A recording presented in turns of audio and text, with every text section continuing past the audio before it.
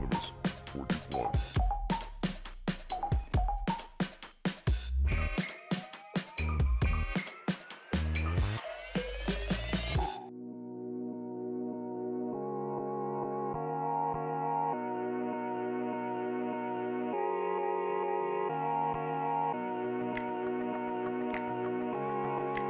Hola, totes les imatges que acabeu de veure van ser enregistrades a poca distància d'on ens trobem, perquè en un món que és cada vegada més global, resulta que el que és local importa. Fixeu-vos que importa tant que s'ha inventat el concepte glocal, que, aplicat a la nostra societat, significa que cada vegada són més universals. Però, amb tot, mantenim trets que són propis del que és local i ens continua important molt el que passa a prop nostre. Perquè informació local sempre hi ha hagut. És la que hi ha des que el món és món. La informació internacional, en canvi, saber què passa en altres parts del món, quasi al segon, és un producte del nostre temps que ens ha arribat gràcies als avanços tècnics en les telecomunicacions, als mitjans de comunicació de masses i a les xarxes socials. Tornem a casa per a conèixer com ens arriba la informació de proximitat. A Espanya tenim un complex sistema de radiotelevisions autonòmiques que s'encarreguen de donar les notícies, sí, però també moltes més, ràdios i televisions locals de titularitat pública o privada. En aquestes recau la responsabilitat d'oferir una visió del món que estiga el més pròxima possible a la dels espectadors i espectadores, molt especialment en el cas de les radiotelevisions públiques. La seva finalitat és oferir-nos un retrat amb el que ens puguem sentir identificats.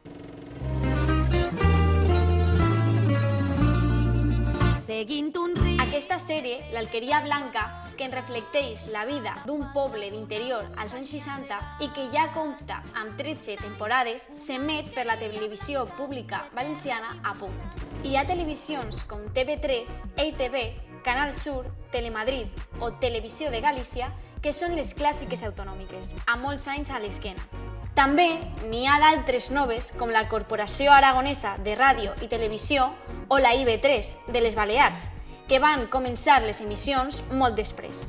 Totes, agrupades en la Federació d'Organismes de Ràdio i Televisió Autonòmics, la Forta, procuren que la informació local, la de proximitat, arribi al seu públic de la millor manera possible.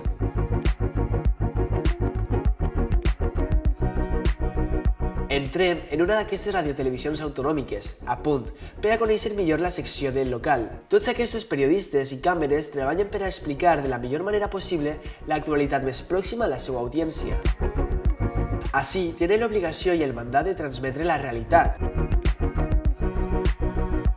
Però si alguna cosa els fa diferents de la competència, que és tan dura i tan difícil en aquests temps, és la proximitat, és a dir, que són a prop del públic. És una de les obligacions de servei públic que sempre han de tindre en compte. Les corporacions autonòmiques porten en alguns casos prop de 40 anys comptant les notícies més pròximes en les respectives llengües oficials. A nivell estatal, Radiotelevisió Espanyola és la degana de totes les televisions. El 1956 van començar les seues emissions. I fixeu-vos, la televisió, per aquell temps, era sempre en directe, perquè encara no s'havien inventat els magnetoscopis. Això és, els dispositius per a poder gravar la imatge i el so.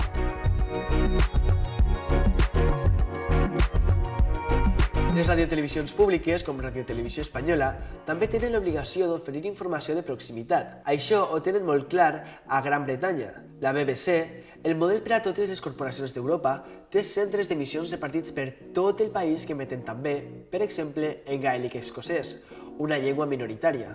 Són més de 40 delegacions de televisió i també de ràdio. Sí, perquè la informació de proximitat també pot arribar només mitjançant el so.